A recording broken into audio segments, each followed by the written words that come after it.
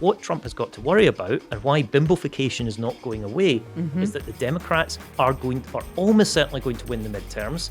The moment they get in January next year, they can start issuing subpoenas, they can start demanding every bit of paper, they can haul people in front to ask questions, and they are making very clear that questions that one of the big areas of questions are that they're going to be asking about is what was Kristi Noem up to at the Department of Homeland Security?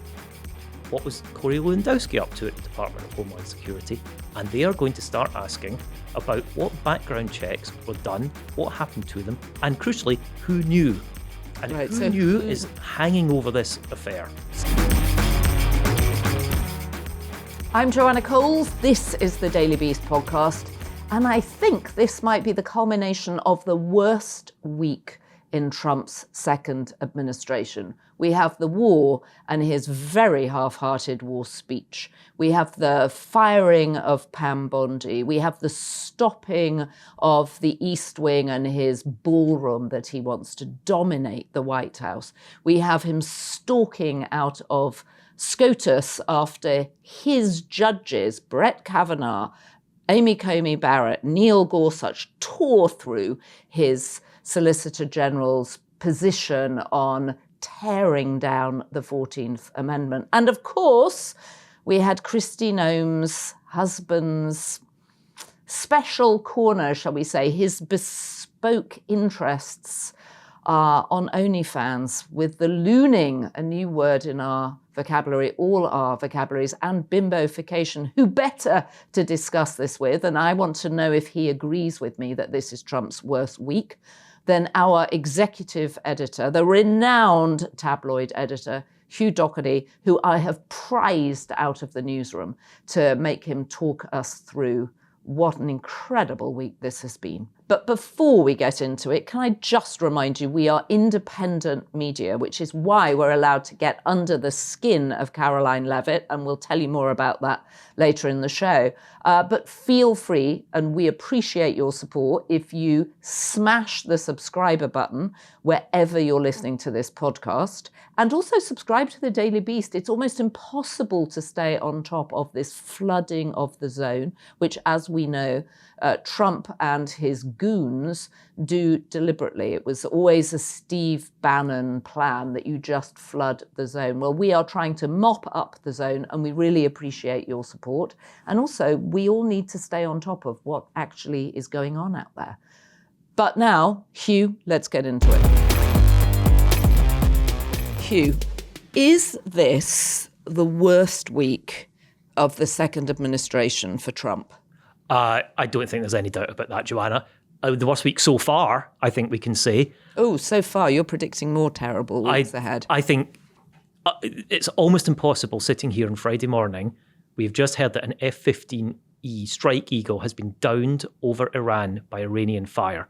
There is no doubt that this is getting worse. But let's just rewind and go through some of the chaos that we had this week. And I can't even cover it all because we don't have the time.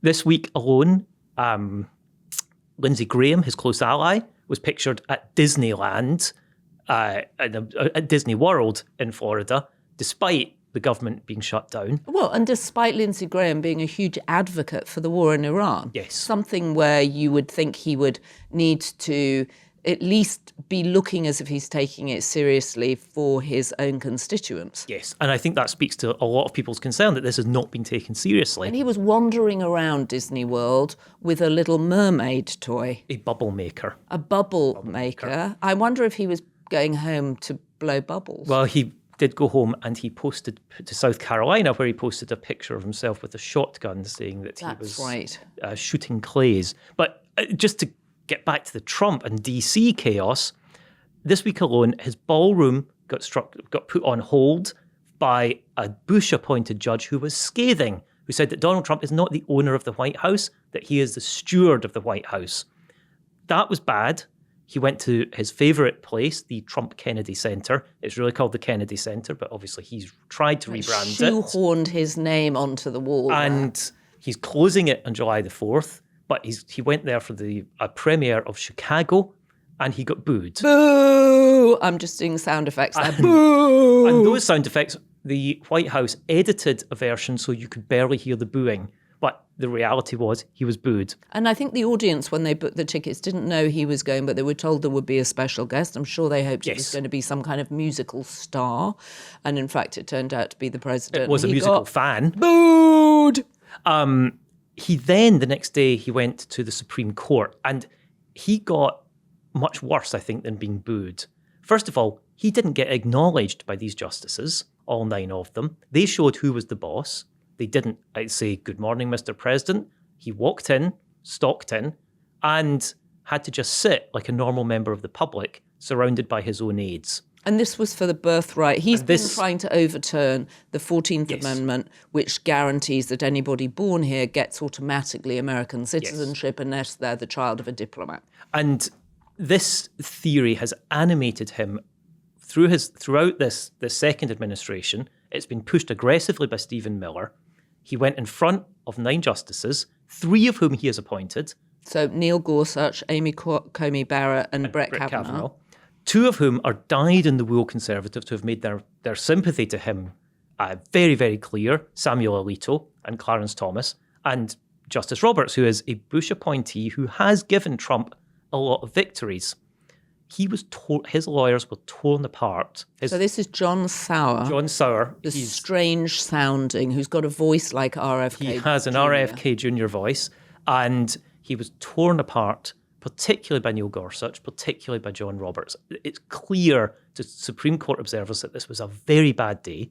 Trump left, he stood up, he turned around, and he stormed out as the ACLU's attorney was speaking, which again is a horrible breach of the sort of etiquette.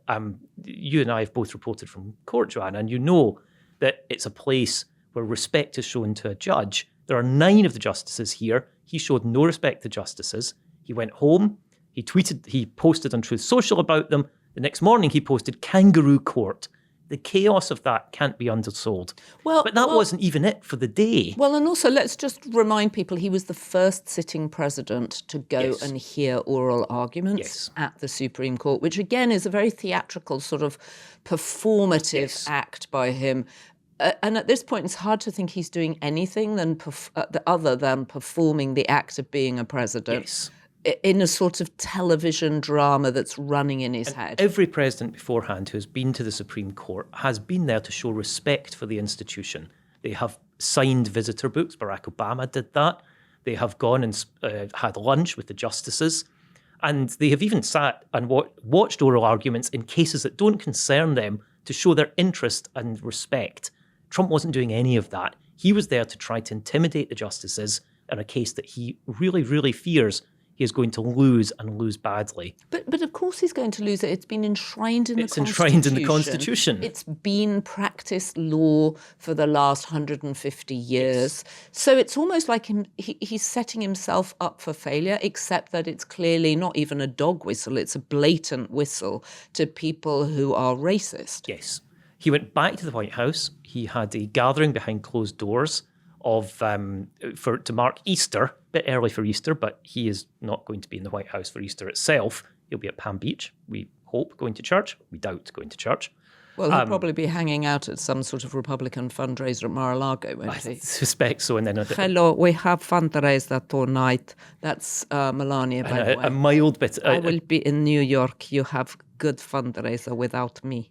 But this gathering of religious supporters also went off the rails because it was not supposed to be open to the public. The White House accidentally published the video, and it showed some really remarkable, I think is one way to put it, outpourings of crazy religious utterances comparing Trump during Holy Week, the holiest time of the Christian calendar, to Jesus Christ. Well, and we shouldn't forget that actually he started off the week with the Pope in Rome scolding Pete Hegseth for his insanely aggressive prayers, in inverted commas, hoping that American bombs would fall upon Iran and kill people underneath, and Godspeed. And it was this incredibly aggressive perversion of what a prayer should be, I think. And the Pope Leo, an American Pope, grew up in Chicago, called him out on it. Yeah.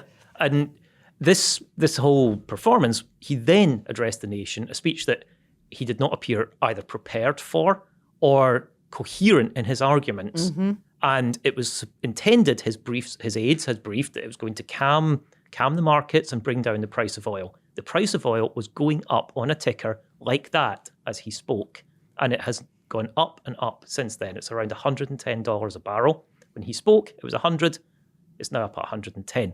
Gas prices follow. So there's a lot of chaos there. The biggest... Can we just have a moment on the speech? He looked to me like we know he loves nothing better than to talk and talk and talk. In that regard, we're quite similar. And he looked reluctant to be there, I thought. I mean, if you think about him at the State of the Union speech, an hour and 47 minutes, he was just yakking away. You could see him roaring off the teleprompter to start shouting out to the crowd. There wasn't really a crowd there, although I know there were people at the White House who applauded him the minute he'd finished. But you felt like he was phoning it in, I suppose. This was not a Trump. It was certainly a Trumpy speech. It repeated the same sort of patter about the best you've ever seen, things you've never seen before, words that we are all very familiar with. What it lacked was any of that sort of energy that he used to have. Right. And that it appeared to be a man, he was gripping that lectern for dear life. And interestingly, we didn't see any pictures of him afterwards circulating among those people who were brought in to clap for him. And the White House, meaning what? Well, at the White House, you would expect to put out video and photos because this is a White House that lives on social media, and yet there was none.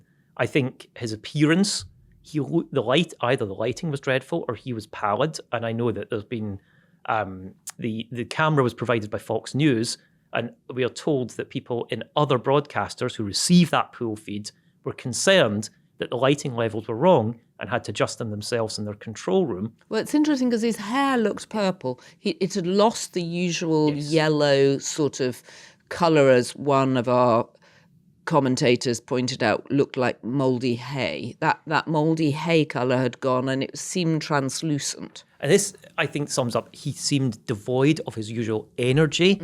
And this is not, I'm not being pro or anti-Trump in saying this. One of the things about him is that he has a sort of insane energy. We know that. And it appeals to his base. It angers those who are critical of him, but it wasn't there. Yeah, like the pilots from the F-15 that's been downed, missing in action. Well, it's missing in action. But what we now know was that he had just fired Pam Bondi in a really strange, you might say callous, certainly brutal way for her. He summoned her to ride to the Supreme Court with him.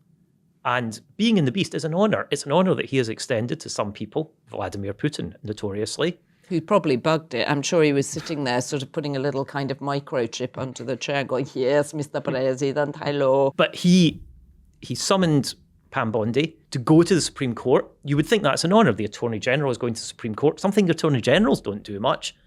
They're going with the President, never been done in history. They get to ride down Pennsylvania Avenue in the beast. It's not an honour. He turns to her and he fires her. And it's such a moment from The Apprentice. It's such a moment from the spin-off series, which is The President.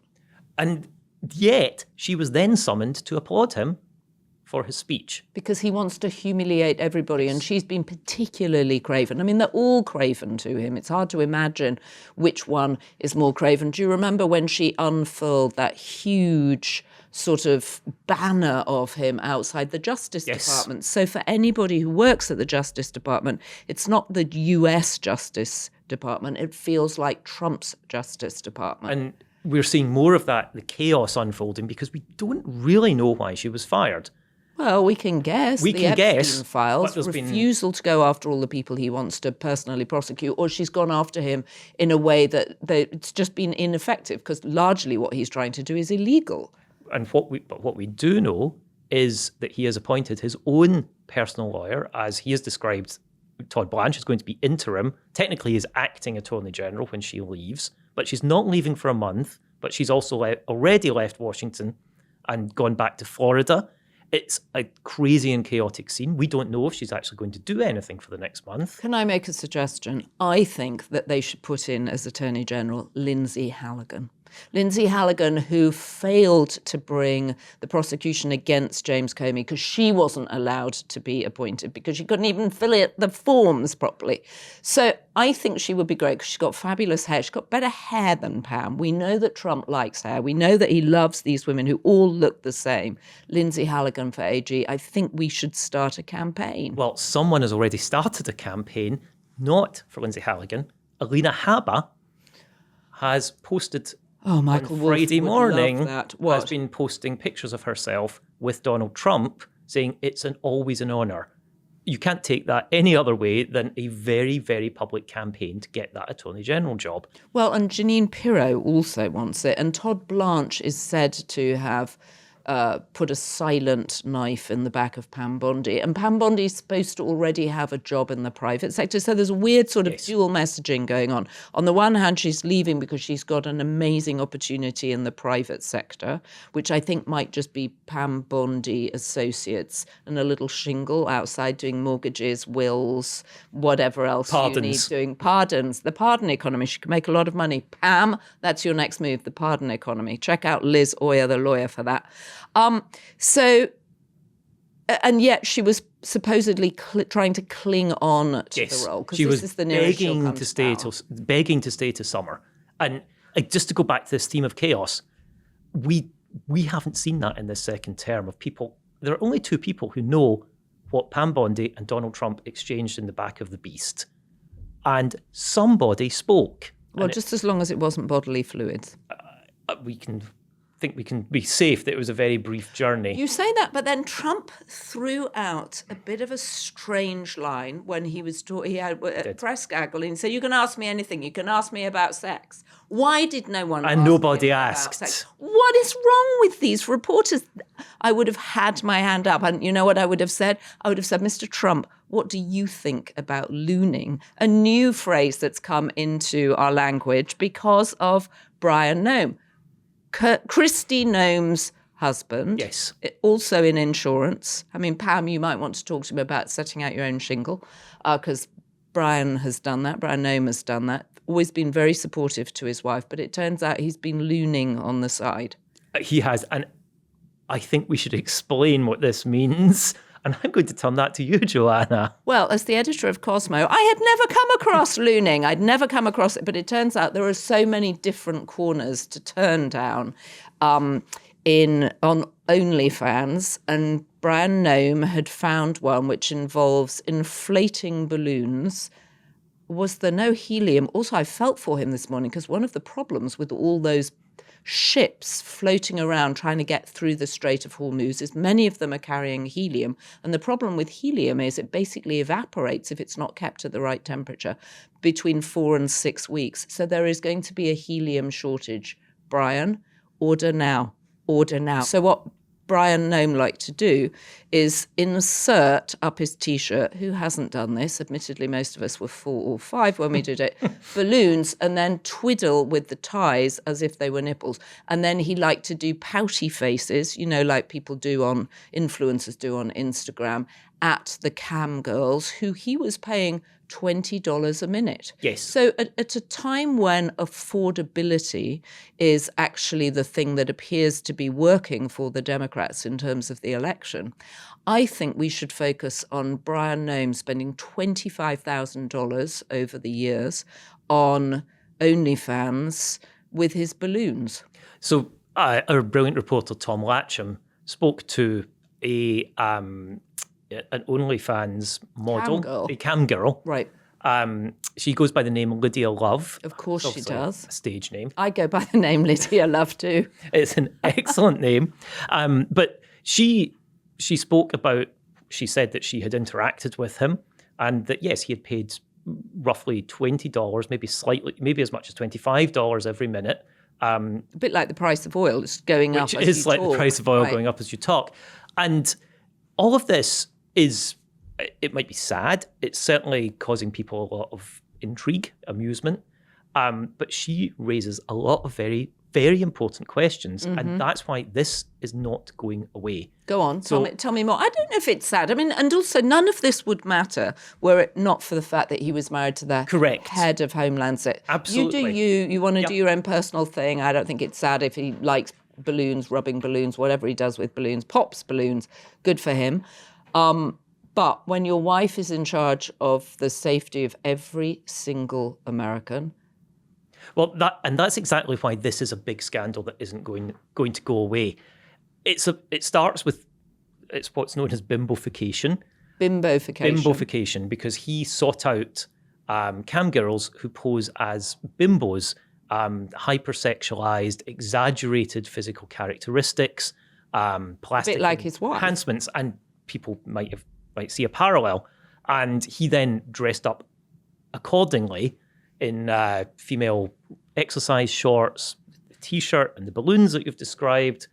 So all of that is his business, except that every cabinet secretary is rigorously checked by the FBI before they are confirmed by the Senate. And that's where this becomes a big question. Don't tell me, was our friend, Mr. Kash Patel, whose eyes are always on stalks, was he too busy flying around in the FBI jet with his country and Western girlfriend?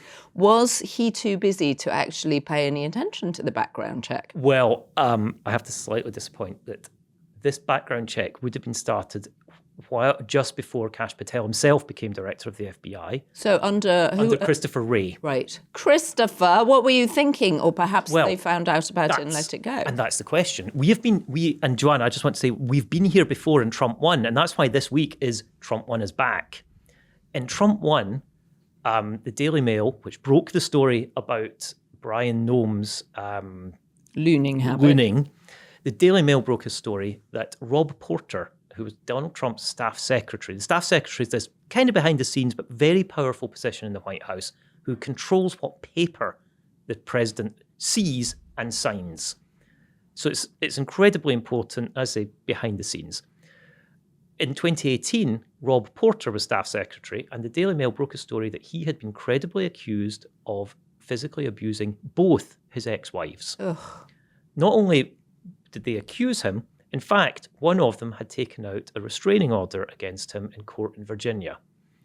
This raised a whole but he was in the Oval Office around the most powerful people in America and seeing the most sensitive secrets. This raised a huge question. Did the FBI know? Had the FBI told the White House, and what had happened? And those are the same questions that the Democrats are going to be going after about Kristi and Brian Noem. Was there an FBI check done? If there was an FBI check done, what happened next? Was it sent to the White House properly?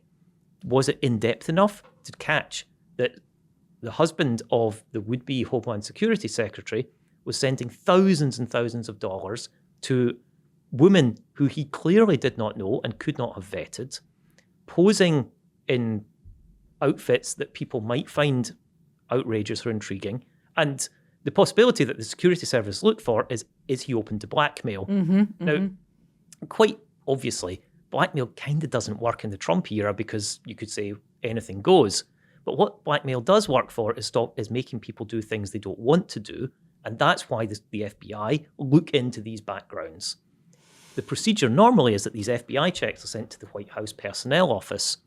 And when it was Rob Porter back in 2018, the FBI said, we did our job. We told the White House this. We told about 3 credible allegations of physical abuse. We warned them 3 times. And the White House Personnel Office stalled this and allowed him Rob Porter into office because Trump wanted him. So it's possible that this has happened here as well. And didn't Rob Porter then have an affair with Hope Hicks, who was one of the correct. Young women around the Trump orbit? Yes, and this is all very Trump 1 is back again because weirdly, Hope Hicks had previously been accused or alleged to have had a relationship with Corey Lewandowski. Corey Lewandowski is now more famous as the alleged lover of Kristi Noem. Right, and they've been flying around together. He's been helping Kristi Noem run the Department of Homeland Security. Correct. He's a sort of strange special advisor, but no particularly official role, and presumably helping her with contracts where there are alleged stories that he's getting kickbacks. Yes. Already, the Inspector General for the Department of Homeland Security is going to be investigating. The Democrats, who right now are in the minority, they don't have subpoena power, they are writing letters demanding details. And what Trump has got to worry about, and why Bimbofication is not going away, is that the Democrats are almost certainly going to win the midterms. The moment they get in January next year, they can start issuing subpoenas. They can start demanding every bit of paper. They can haul people in front to ask questions. And they are making very clear that questions one of the big areas of questions are that they're going to be asking about is, what was Kristi Noem up to at the Department of Homeland Security? What was Corey Lewandowski up to at the Department of Homeland Security? And they are going to start asking about what background checks were done, what happened to them, and crucially, who knew? And who knew is hanging over this affair. So Bimbofication is not going away. It's going to haunt Trump's second term. This is going to haunt Trump's second term. So it feels like one of those sort of slightly silly, insignificant personal stories where someone gets humiliated and then we all move on. Yes. But in fact, it has much bigger ramifications because it shows the government, certainly the FBI with Kash Patel, not doing his job. No surprise he's not doing his job. We saw him chugging down beer at the Olympics when he should have been trying to find out what on earth happened to Savannah Guthrie's mother, who's still missing and no sign Although I said that Christopher Wray conducted the initial background check, one thing that became clear during the Rob Porter affair was that the FBI feel they have an ongoing duty. So if they had become aware of something, and let's just put this in context, Kristi Noem, we assume, goes back to her home in South Dakota now and again, where she lives with her husband. The farm. Where she shot the dog. Cricket. Poor Cricket. And as Megyn Kelly said, thank goodness Cricket didn't live to see the looning photos. But one other dog did, because one is in the background. Oh, okay. But Cricket anyway, at least was put out of his misery. She went home to South Dakota. When the Homeland Security Secretary travels, it has to be possible to brief her on the nation's most important secrets. And she travels with secure technology. At the same time, we have somebody who was on a webcam on a laptop like this, we assume, or is mobile, and talking to cam girls. That's the sort of data, information that foreign spies live to find. And this raises a whole load of questions. Well, and we know that the Iranians hacked Kash Patel's phone. Another piece of bad news for Trump this week. They hacked his Gmail account and released, 6 years worth of his personal information. Do we think, given the access to everything that Kristi Noem has or had as head of Homeland Security, do we think she knew about her husband's looning? I'll just say that she issued a statement saying, after this story was published by the Daily Mail, saying she was blindsided, or saying she was devastated and the family is blindsided. Now, we have asked, did she know? Specifically, did she know anything? And every time we've been pointed to this statement. And it doesn't take too much, grammatical interpretation to say this statement could be interpreted as saying that she, in fact, knew it already. There may be a distinction between her and the family. She has 3 grown-up children, two daughters and a son. She has grandchildren. Her mother's still alive. They have cousins. That's the family. Is she necessarily part of the family in this statement? Unclear, and we have asked that question, and we do not have an answer. Well, it's something that Brian Noem can do with his grandchildren, play with balloons. That's certainly true. But what we do know is that there have been a number of people around DC saying that they had heard that there was some secret in his life, that there was some arrangement, and that she had said things to the effect that were interpreted as, oh, maybe he was in fact gay. And not that that's, the same thing as looning, but it kind of goes in the direction of there was something known, there was something going on. Did she know that he had a secret life and she didn't know the details of the secret? All of these are possible, but all of these That's what the FBI is supposed to warn the White House, and the White House is supposed to tell the Senate. And the Senate, by the way, they confirmed her 13-2 in committee. So that means a significant number of Democrats in the committee. And then 7 Democrats voted for her at the confirmation, full confirmation. So they were they misled? One assumes that they can't have known. They obviously didn't. They know. They absolutely did not know. But this is a really significant question. And that's why this scandal, of all the things that have happened this week, weirdly, Bimbofication actually has a long, long tail.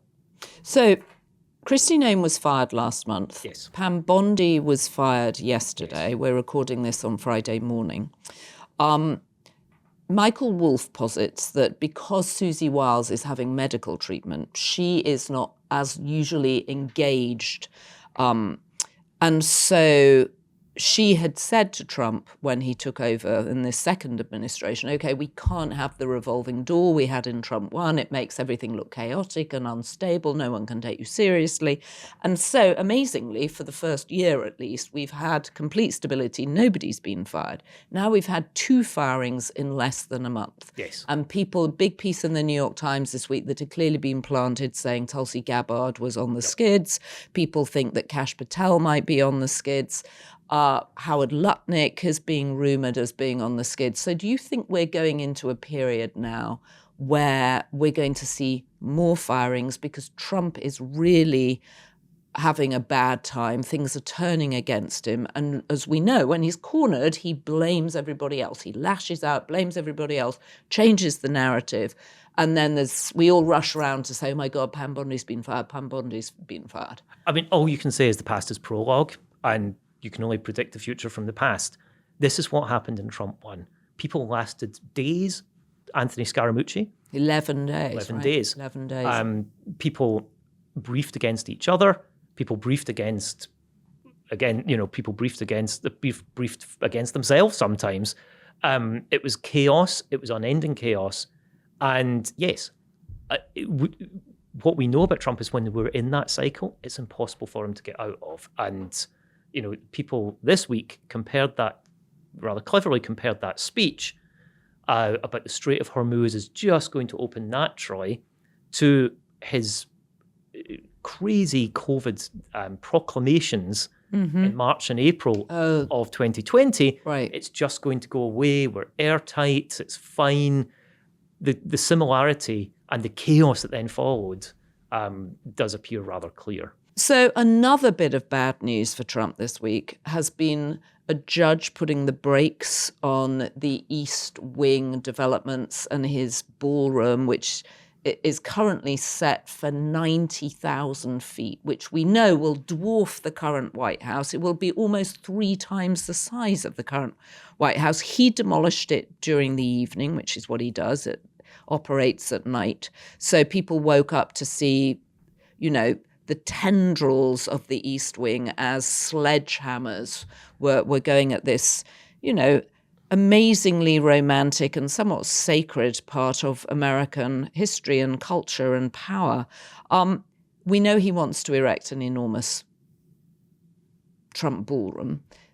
How much of a blow is this to him? Oh, it's huge. Sunday night, he was flying back from Mar-a-Lago after the New York Times, his hometown paper, the one he loves second to the New York Post, had published a critique of his ballroom that pointed out some really basic things. The portico, the grand staircase leads to nowhere. There's fake windows in front of the toilets. And well, that's a relief, isn't it? I don't want anybody watching me if I'm on the toilet in the East Wing. I would rather... And I certainly don't want to watch Donald Trump on the toilet in the East Wing. No, and actually, weirdly, some installation artists put a large golden toilet on the National Mall this week, so we've got some insight. But he has taken this so personally. He is, let's be honest, he's more concerned, he's more upset about this than he has been about what's been going on in Iran. And I just wanted to make sure I quoted him correctly. Mm-hmm. He went after the judge. Richard Leon is a Bush appointee. Nobody thinks that he is in any way a liberal. And he was scathing about this project. He said that Donald Trump is not the owner of the White House. He is its steward. And that hits directly at everything that Trump says about the White House. Everything he has torn up, he says it's because it's his.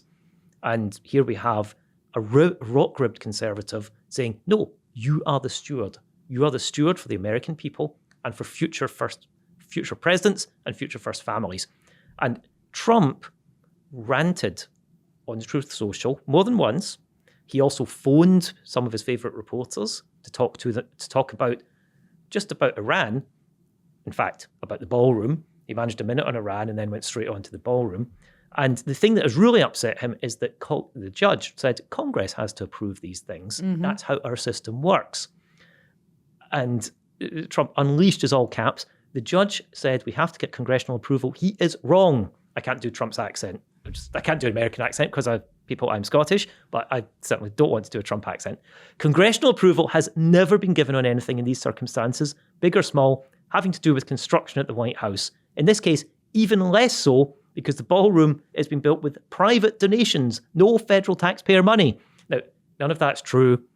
Barack Obama put a new fence around the White House. It spent years getting approval and eventually was approved by Congress. And there are plenty of other examples. But he is taking this so personally. It's the thing that really, that's what's driving him. He's obsessed by. Well, and also, I know he's not a man that seems to think into the future at all, but he has mentioned or referenced, will he go to heaven? And so one assumes that the legacy he wants to leave is this enormous Trump ballroom that dominates the rest of the White House. Now, if this is held up, as anybody who's had to deal with the New York City Buildings Department knows, it can take years to get even the smallest thing passed. So there's a possibility, isn't there, that this could get held up through the midterms.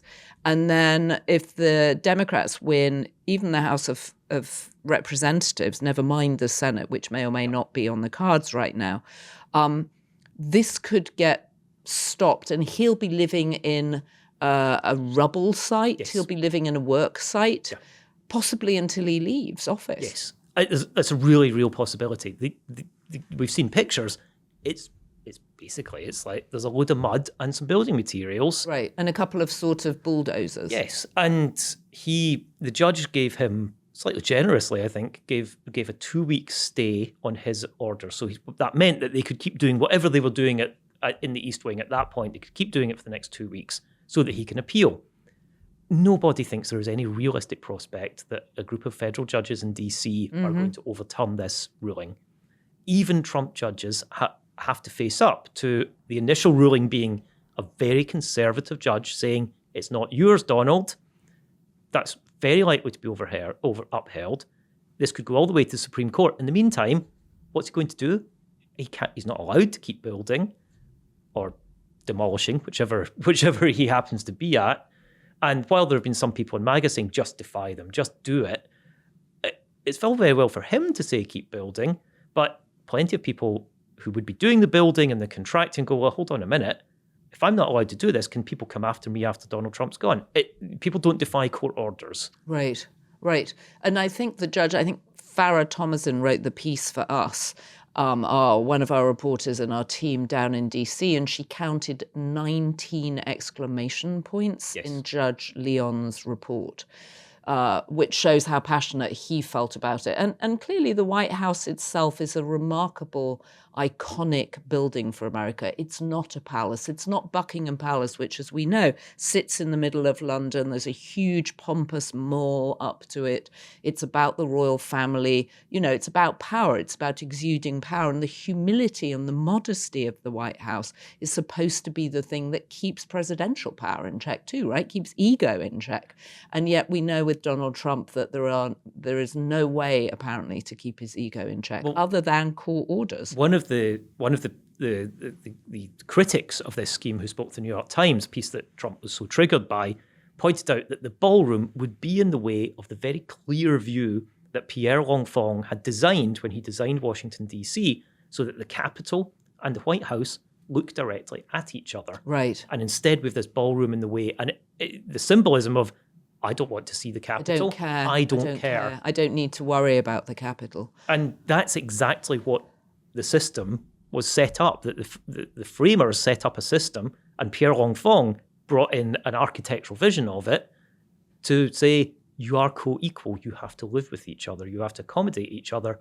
Neither of you is actually in charge. And this is such a poison chalice for any architect involved with it, as it is indeed for any architect who's worked with. Well, already one's gone, so right. yes. The first one just went, and then the second one was forced to give a long interview in the New York Times recently to sort Blink twice. Exactly. Reinforce the fact that he's taking ownership of this project, Shalom Baromes, who we've been calling out. I mean, he should be ashamed of himself for doing this. This is not one of those things you want to do as an architect. Everyone will remember this. Well, everybody will remember it, even if it's not erected, which we've got to say is a possibility, right? Well, certainly at the moment. And we assume that any Democrat that runs for office is going to come in on a promise of getting rid of the ballroom, however... Or repurposing it entirely, right? I mean, I can't help thinking it's also a fascinating sort of comment on his wife's commitment to her role as First Lady, because it's always been traditionally the office of the First Lady, the East Wing, and yet he just went in one evening and trashed the entire place. And he rarely jokes about Melania, and he has joked that she was very upset about the noise. There's obviously a flaw in that how often is she actually there? Yeah, I was going to say, we don't think she's upset about the noise because she's living in New York. Anyway, we discovered that we ourselves are getting under the skin of... You were talking about rooms in the White House. Rooms, go on. Well, it seems the Daily Beast doesn't have room in the White House necessarily, although we are in the West Wing. Farrah Thomason is regularly in the White House reporting from it brilliantly. But apparently we're actually living somewhere kind of more intimate. Caroline Leavitt's head. Caroline Leavitt's head. We've taken up residence in Caroline Leavitt's machine-gunned head. Machine gun lips is what Trump calls her, of course. But it turns out this week that she was on a panel talking about the pressure of her job and how wonderful it was to see her children when she gets home. She must be the only working parent that goes home and finds that looking after toddlers is more relaxing than her actual job. But it turned out that she singled us out. Can we play the tape? Home to a beautiful baby and children who are just happy to see you no matter what. It is the most refreshing, beautiful thing, and it gives you the best perspective on life. Like, nothing else matters except for that.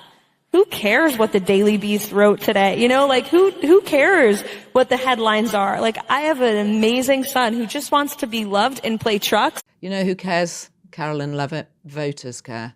Voters care.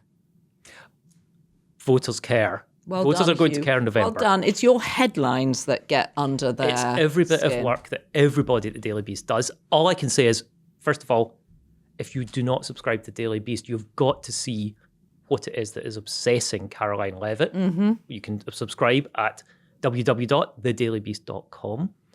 Caroline, get in touch. I know you're regularly in touch, of course. Caroline and her Caroline's always associates in touch, are always in being touch. rude about our They staff. call us glue sniffers, crackheads, Bags of shit, pieces of shit, lying sacks of shit. rampant TDS. They've called our brilliant columnist David Rothkopf looks like a cuck and a loser. But we will put that aside, Caroline, and give you a free subscription. Because you need to keep up. I am told that Caroline is also potentially up for the chop, as is also Stephen Chung, her, I think, number 2. Does he have a separate job? They have separate jobs, and it's in traditional White Houses, Stephen Chung would have been Caroline's boss, but this is not a traditional White House. Well, and I think... Unclear who's the boss there. Right, and Donald Trump loves what Caroline looks like. And it has to be said, she's remarkably effective at doing her job. The way she stands up there and just spouts untruth after untruth is quite astonishing. And he's right, those lips are like little machine guns spitting out bullets. Well, we are here to report on the bullets, and I think we do so fairly and accurately and enjoyably. Well, it's good to know that we're under Caroline Leavitt's skin and that the only way she can relax from our relentless onslaught with your headlines and us trying to stay on top of what this government is doing, trying to flood the zone, is to go home and play with her children. That's true. And it's a very wholesome, and it's better than looning. Well, Hugh, we've got work to do. We've got to get back out there. Yes. Got to get back out there. We have our morning meeting. Joanna, thank you for having me. Well, we'll be back next week, Hugh. Yes, we'll do a regular live stream. Yep, a regular podcast / live stream, depending on what's going on, to keep everybody informed. But thank you if you have been for joining us. Don't forget to leave us your comments. Tell us what your favourite part of the conversation was. How do you feel about Caroline Levitt and her machine gun lips? And don't forget, subscribe to The Daily Beast. We are independent media, which is why we can get under Caroline Levitt's skin. And we appreciate your support. So the good news is we have so many Beast tier members now. There are too many names to read out, and we really appreciate your support. Thanks to our production team, Devon Rogerino, Ryan Murray, Rachel Passer, Heather Passaro, Neil Rosenhouse.